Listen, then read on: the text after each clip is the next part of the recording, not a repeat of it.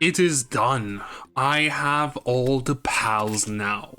As for all the content in the crossover, well, there is the other Chillet color, but that is just a visual change, and there are 2 vanity items that can be purchased from the traveling merchant at pretty much any point if you have a pal in your inventory.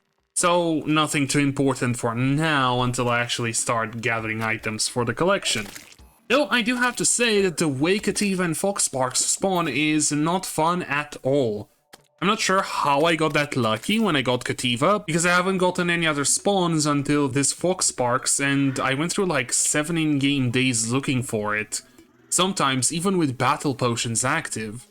The best part is that I got it during the last bit of daylight on the day I decided to move on and try again at a later point. It also almost died, but I managed to get the Goblin's Archers fast enough. Only problem is the Reforge, and since it's not craftable, I'm unable to use the Shimmer to change said Reforge. Well, until I get through the Goblin Army, which I hope does come soon. Also, if you do end up enjoying this video, why not leave a like, comment, or subscribe for more. So how good is Foxsparks then, since I went through so much trouble to get it? Well, it's pretty good, and if you do manage to find it randomly while exploring the surface in the early game, it will help a lot more. It would have also helped if I found it instead of the initial Cativa, as that was quite early anyway. Damage is really good, and the flamethrower mode will be really helpful for hordes of enemies or for flying ones. Honestly, the main reason I wanted this summon so early is to have an easy way to take on the creepers from the Brain of Cthulhu fight, but with how low the spawn rate is, I think a bow with just arrows is still gonna be the best thing to get for that. Also, while I praised the 2 Pal World summons for how good they are for pure summoner, it is also a problem that you might have to take on 2 Master Mode Goblin Archers with the Cobweb and a Flinx or Finch Staff. That would not be fun while also protecting the Pal. Sure, you can despawn the Goblin Archers, as that would work too, but you might accidentally despawn the Pal, but I'm not sure if it can do that. So I wouldn't recommend trying the despawning method. While running around the outer edges of the world for Foxsparks, I also encountered something that I'm not sure happened to me ever before in a playthrough. King Slime naturally spawned. Now this usually doesn't happen to me because I spend very little time in the purity biomes on the edges of the map. Most of the time I'm around those spots is either to enter the dungeon or to go into the underground jungle, so the boss rarely has enough time to even try spawning. For the fight itself, Cativa dealt quite good damage, but to be fair, once again the MVP of the fight was the Chillet. The reason is that I didn't have an arena, so I had to fight the boss while running around the ground near the dungeon entrance, and having Chillet allowed me to cross to the other side of the boss without getting damaged. I could have jumped over King Slime, but even so, it could also jump and damage me at the same time. Another thing Chillet helped with was taking care of the slimes that the king spawned. There were many in a small area, so I could hit them all with a dash, but because of how many there were, I also got hit a couple times after the dash and the invincibility frames finished. In the end, I did die, but not to the boss. Either way, I came back a bit later and got my loot. Now that I got myself the 2 summon weapons I really wanted, it is time to get some summoner armor, and what better one than the Flinx fur coat to start with. Well, I do want more summon damage, but also a new slot in the Flinx staff at the same time. I want the slot in order to test if the pals do occupy a summon slot or not, as without the Finch or Slime staff, I can't test it out right now. The 2 pals do replace each other, but that could be because you can only have 1 pal out at a time. Well, it's time to get the fur and see.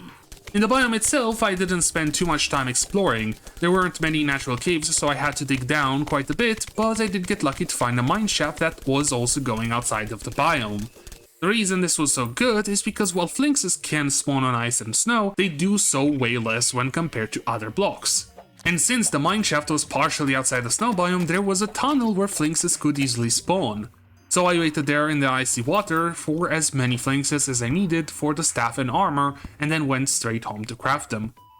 Unfortunately, it seems that in the end, Cativa and Foxsparks summons do take up summoning slots. I was kinda hoping that since they are pals and you can summon more than one of each, they would have their own pal summon slot, separate from normal summoning. Then again, mixing summons to get the better DPS is a thing, so it's not too bad. What was bad was the broken fling staff I got.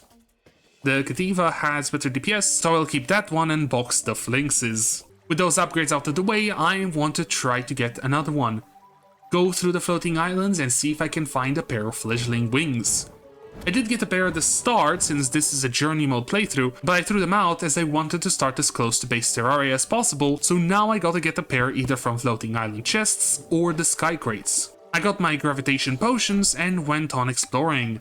I did get the Star Fury and a bunch of other sky-related loot, but unfortunately after all the islands, I didn't manage to get the wings. They seem to be quite rare, so I think using the crate method will be my best bet, but I won't get into fishing right now, so that will be something for later. It is possible I missed an island or two with the way I was going through the sky, as I had left some big parts still unexplored. Once I get the flying mount, I'll go ahead and clear the map, so it does look good when it comes to the sky. So I fought King Slime again.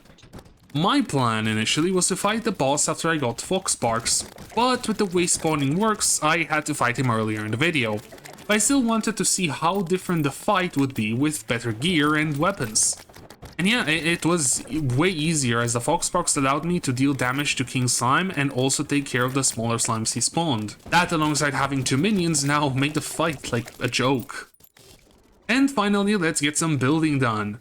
Then again, I feel like this one will be a bit disappointing overall, as it is the bare minimum when it comes to a build.